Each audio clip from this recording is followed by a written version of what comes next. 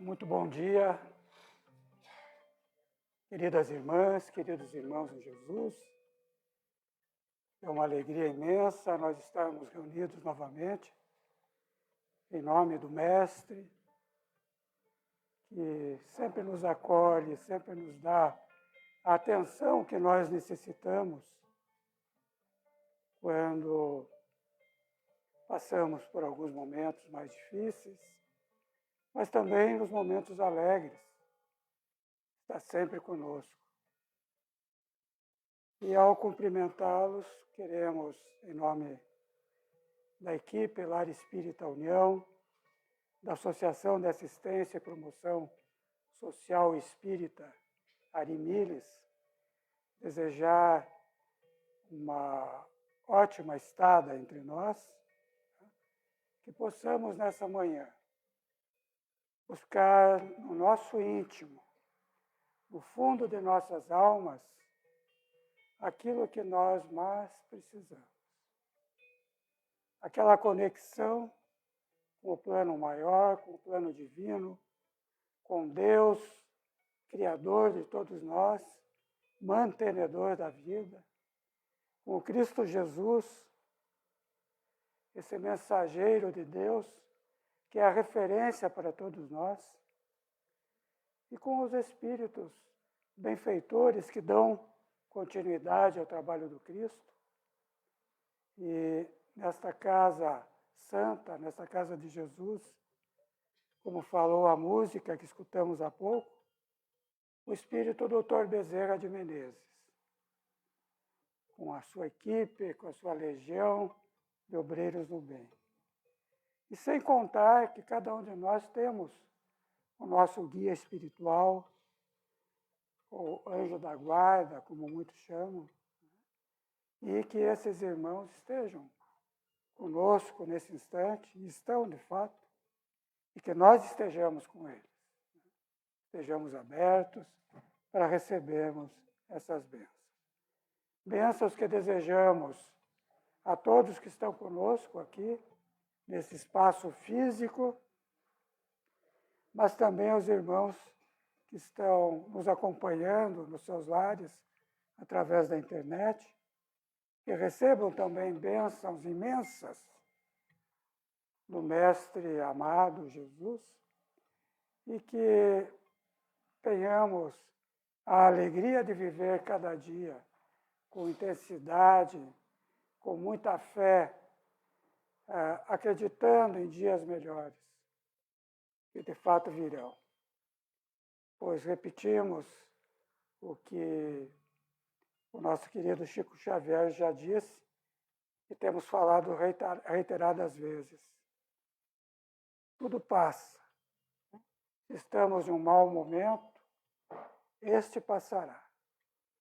E quando nós anexamos esse pensamento, a oração como a nossa irmã Suzane Leite Pereira trará a todos nós nesse instante, e nós agradecemos a contribuição da nossa irmã, que vem trazer palavras de luz a todos nós, para que nos sintamos fortalecidos para continuarmos a caminhada. Quero deixar a nossa irmã Suzane o pedido aos abençoados obreiros do bem, que estejam iluminando-a e que as suas palavras possam calar fundo em nossos corações. Fique à vontade, minha irmã.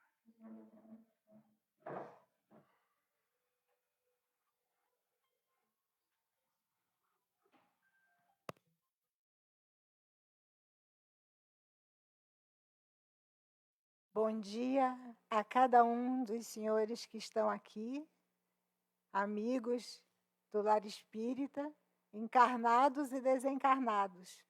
Posto, como sempre falo, essa casa não tem paredes e não tem tetos.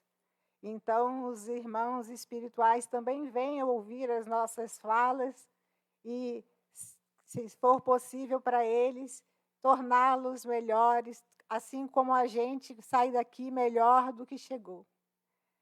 Obrigada por estar aqui, e agradeço também aos internautas, às pessoas que estão vendo a gente em casa, pelo Facebook ou pelo YouTube, que a nossa palavra possa ser multiplicada várias vezes pelo mundo, posto que as palavras mencionadas aqui nesta tribuna sempre são para o bem e para o bem da humanidade e para aumentar a nossa fé. Nos conhecimentos da doutrina espírita, fazem isso, porque nós tivemos os adventos dos profetas, nós tivemos a vinda de Jesus, e aí nós tivemos a revelação do que a gente precisa fazer dos ensinamentos de Jesus com a doutrina espírita. A doutrina espírita que esclarece, mais uma vez, o que Jesus tentava falar há mais de 2000 anos atrás. E aqui nós temos claramente o que é para fazer. É quase um manual de instrução. Todo dia a gente está com o Evangelho e o Livro dos Espíritos. E eu não podia ser diferente em falar de oração. É como falar com Deus, é a prece. E se vocês querem saber, a prece, ela é uma lei natural. Ela está na lei da adoração. Por quê? Porque o ser humano, qualquer ser humano, desde a antiguidade, tem uma noção inata de que existia alguma coisa superior a ele. Então, a prece, a adoração a um ser superior, é inata ao ser. Já vem com aquela sensação de que existe alguém lá em cima ou alguma coisa que está nos protegendo, nos acudindo. Portanto, se criou tantas religiões, tantos deuses, nas épocas atrás, quando as pessoas não tinham o conhecimento. Por isso, a gente teve o politeísmo, quer dizer, você poder orar a vários deuses, o monoteísmo, que é orar a um Deus só, enfim, a natureza, as coisas, os eventos naturais, todas essas coisas faziam com que o ser humano se voltasse em prece para aquilo que ele estava adorando. Então, a lei da adoração, ela está no Livro dos Espíritos como uma lei natural. Ela é natural, ela é inata e também agora, para nós, ensinada. Porque agora nós podemos ensinar ou ajudar a como nós podemos fazer uma oração que chegue até Deus. Porque será que toda oração é agradável a Deus? É a pergunta 651 do Livro dos Espíritos. Então, a oração é sempre agradável a Deus? Eu vou responder um sim com reticências, desde que... Então, a gente nota que em diversas passagens da Bíblia, a gente vê que é orientado a orar. Pedi e dar-se-vos-á, pedi e obtereis, batei e abrir-se-lhe-á, buscai e achareis, ajuda-te e o céu te ajudará. Então, esse aqui eu achei muito bonito, Isaías já dizendo que Jesus Cristo vinha. Não tem nada a ver com isso, mas olha que lindo. Porque um menino nos nasceu, um filho se nos deu. O governo está sobre os seus ombros. Seu nome será maravilhoso, Deus forte, Pai da eternidade, Príncipe da paz. Em Isaías 9,6. Então, como eu fui pesquisar no Velho Testamento sobre a questão da oração, já Isaías dizia que não adiantava nada sacrifícios de animais, sujar sua mão com sangue, fazer essas coisas se você não está bem com Deus. Então, para que nós oremos, é muito agradável a Deus, sim. Deus gosta que nós oremos. E o princípio da oração é a oração para agradecer, a oração para louvar e a oração para pedir. Mas sempre nós estamos dentro desse leque, agradecer, louvar e pedir.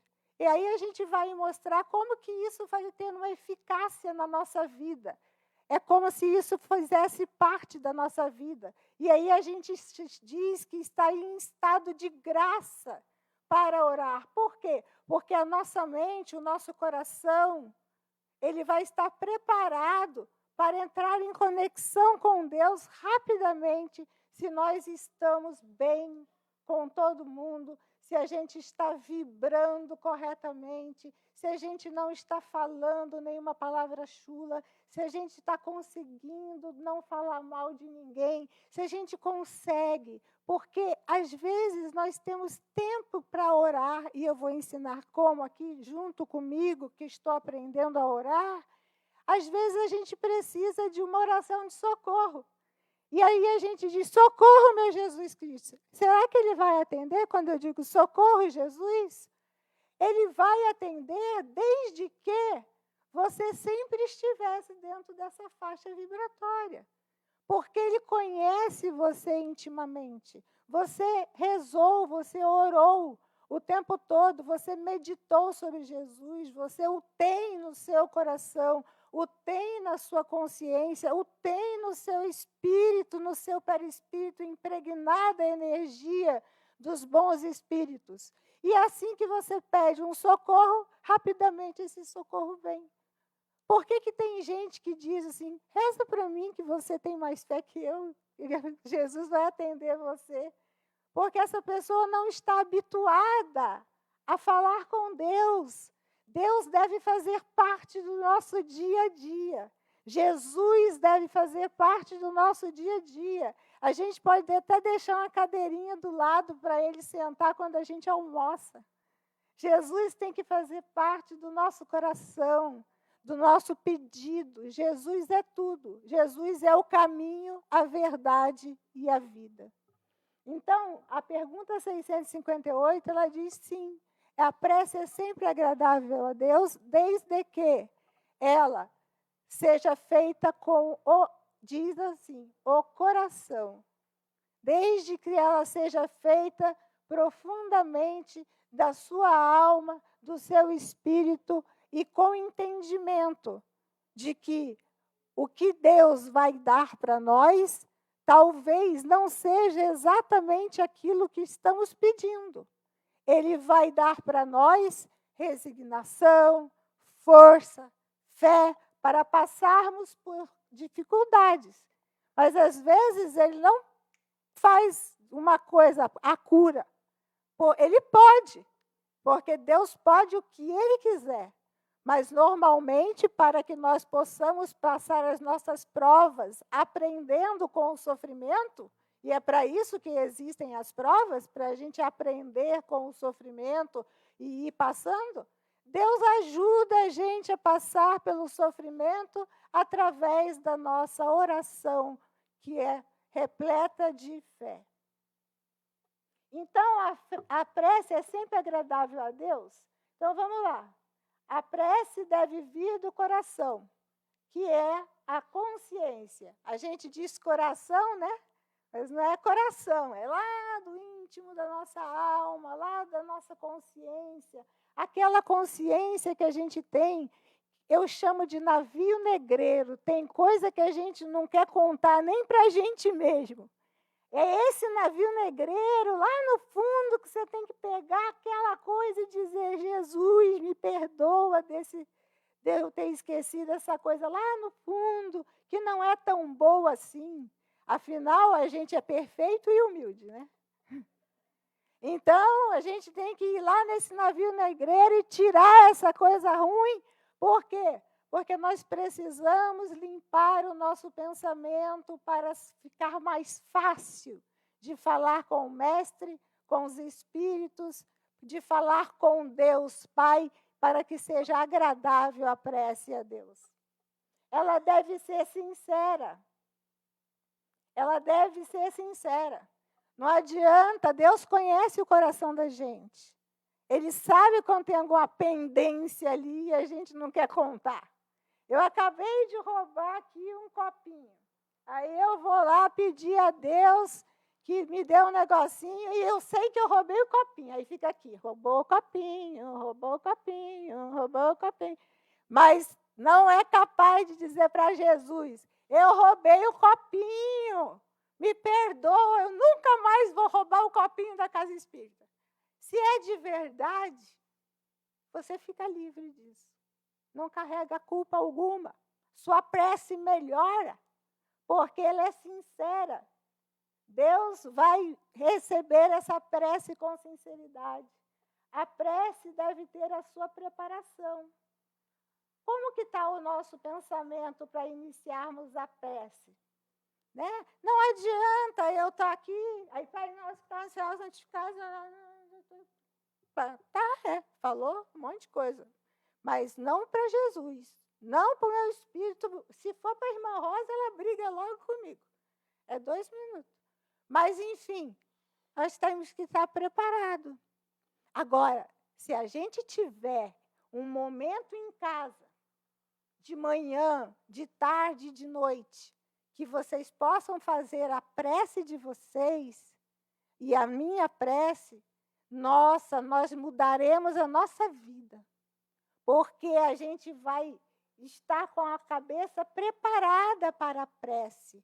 É quando a Marina, quando a Cris, quando o Sérgio diz, elevemos o nosso pensamento ao alto. Mas, às vezes, nossa cabeça está poluída, né, de coisa que passa, que passa, que passa. Então, se em casa a gente conseguir, passou um pensamento, joga fora, passa outro, até que você fica bem, eleva o seu pensamento ao alto. Imagina Jesus, imagina o Senhor Deus, da forma que você quiser, eleva o seu pensamento, deixa todas as coisas de fora, enche de humildade o seu coração, porque você está ali para receber esse manancial. Entenda, seja receptivo, para que você possa falar de verdade com Deus. E outra coisa, eu vou mostrar ali, a prece é eficaz aos bons espíritos, a Jesus, mas ela é eficaz a Deus.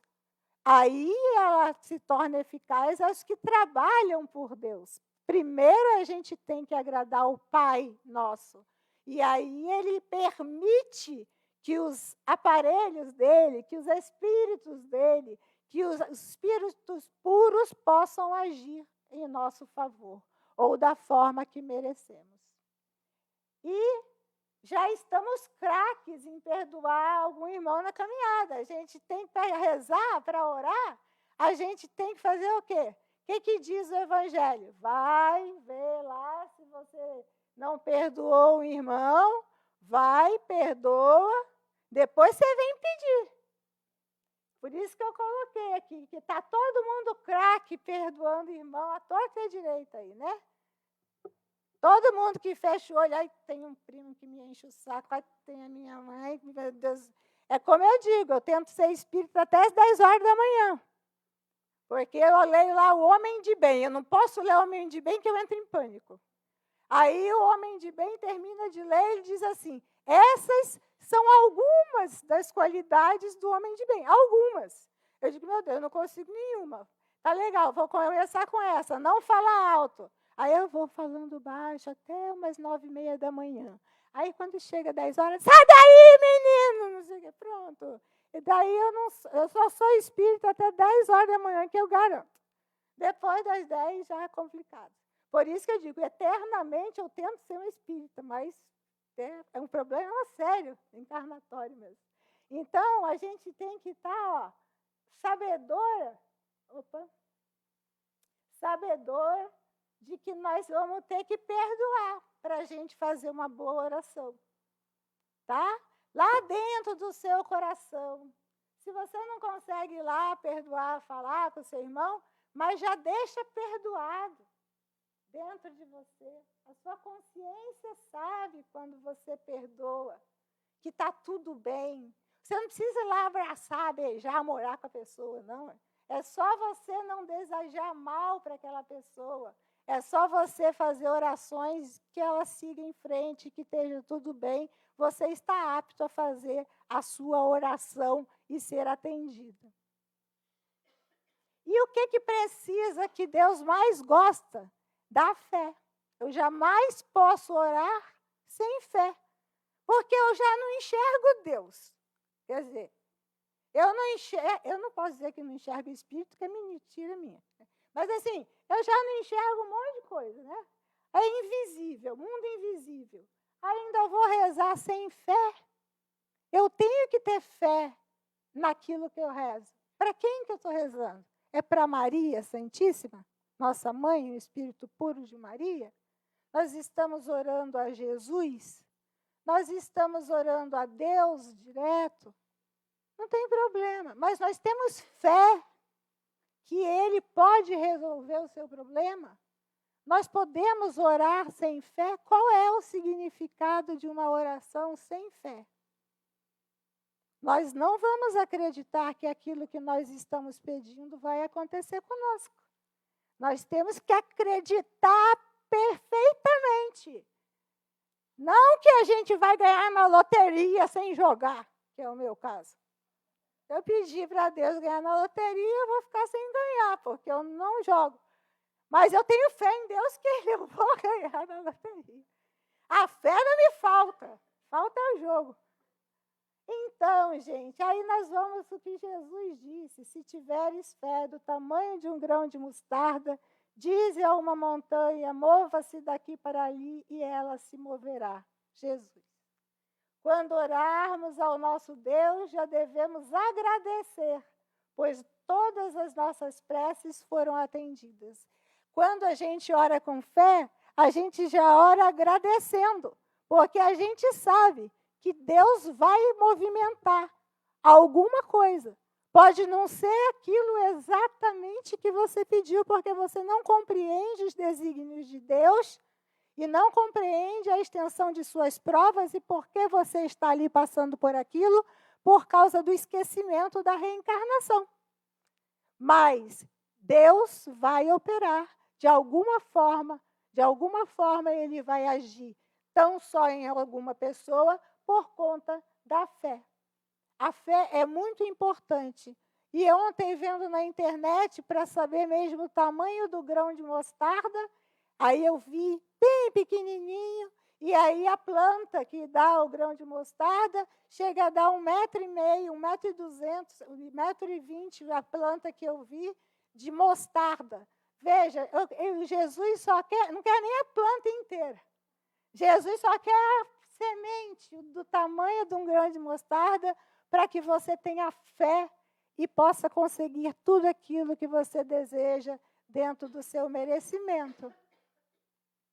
E qual a distância que estamos de Deus, ou de Jesus, ou do nosso mestre, nosso guia, ou do nosso anjo protetor, ou dos nossos espíritos luminares?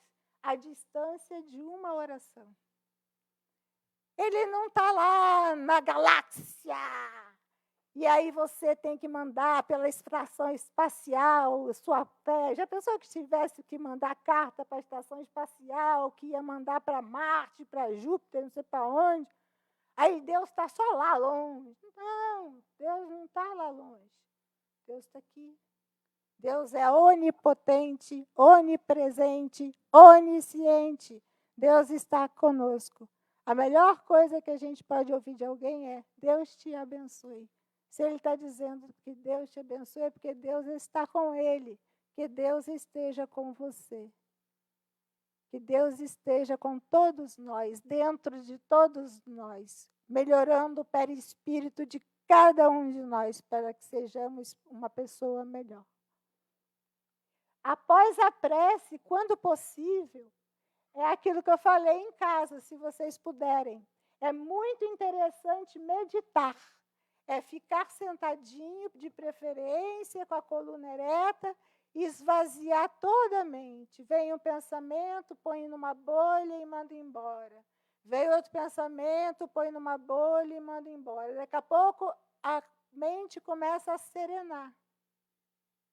Você fica calma, não passa nada pela sua cabeça, nada, até que você começa a escutar Deus. Escutar Deus é escutar a nossa consciência. Suzane, você tem que ser mais calma. Suzane, presta atenção porque você atropela as pessoas. Suzane, cuidado com a sua boca, você fala demais. Quem fala demais dá bom dia cavalo.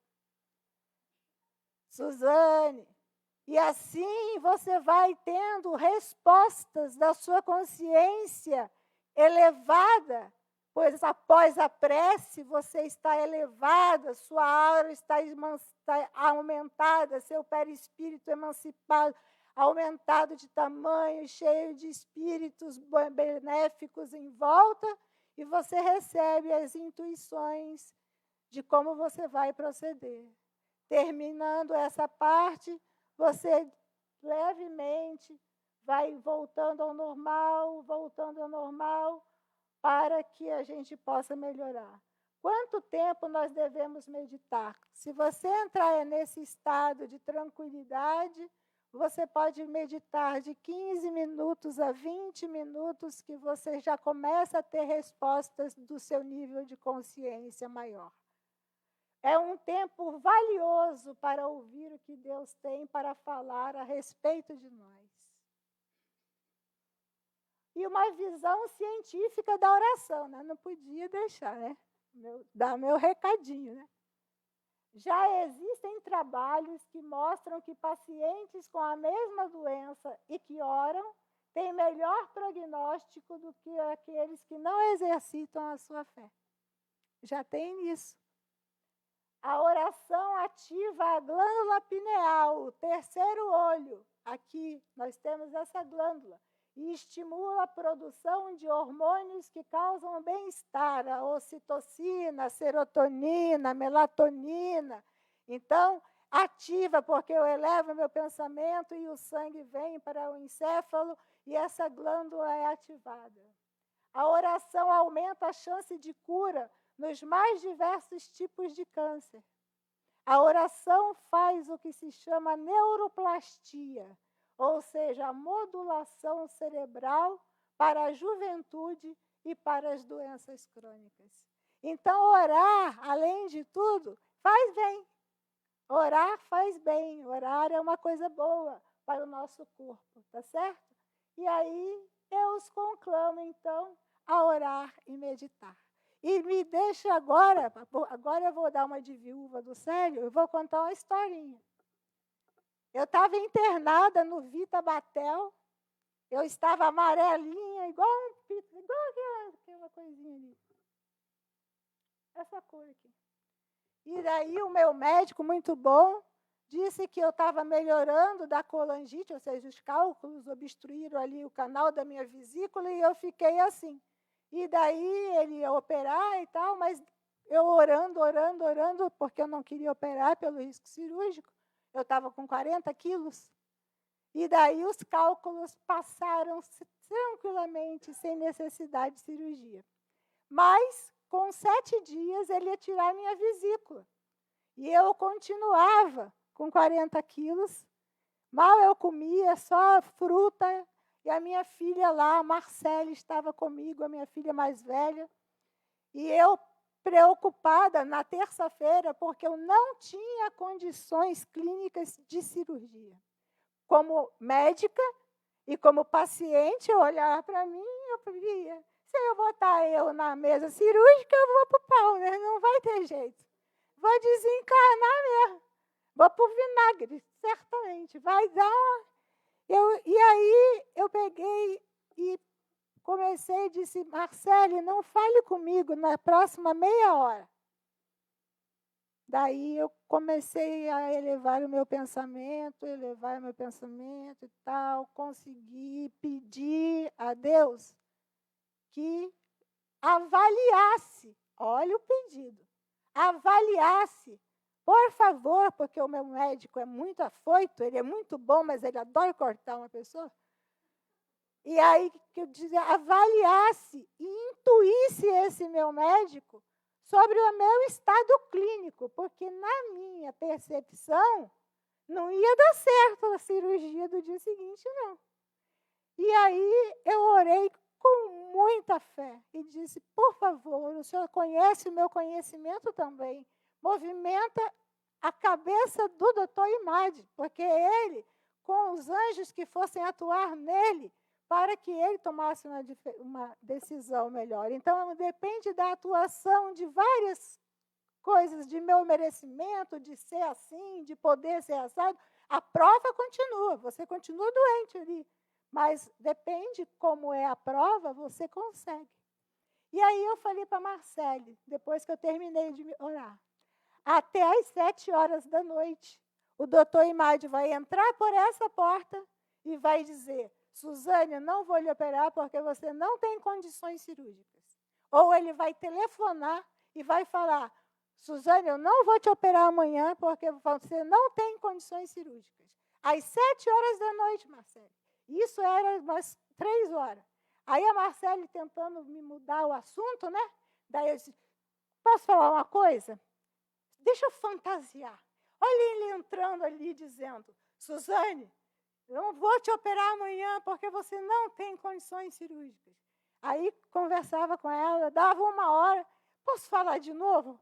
Porque 7h da noite ele vai telefonar e vai dizer: Suzane, você não tem condições cirúrgicas amanhã, eu vou te dar alta.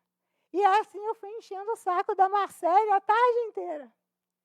Eu digo aos senhores, às 7h em ponto, o meu celular liga, o doutor Imed, pedindo para botar no Viva Voz para minha filha ouvir. Olha, Marcélia, eu não vou operar a sua mãe porque ela não tem condições cirúrgicas. Eu falei com a hepatologista e ela disse que é melhor dar alta, fazer uma consulta com a hepatologista e deixar a cirurgia para mais tarde, quando ela tiver condições, porque agora ela teria complicações no centro cirúrgico. Aí ele terminou e eu comecei a chorar. Eu tinha que chorar, né? O que qualquer um faz? Chora. Chora agradecida, como chora até hoje. Agradecida a Deus, porque entrei no Vita para fazer 2 cirurgias, não fiz nenhuma. E estou aqui hoje podendo conversar com os senhores.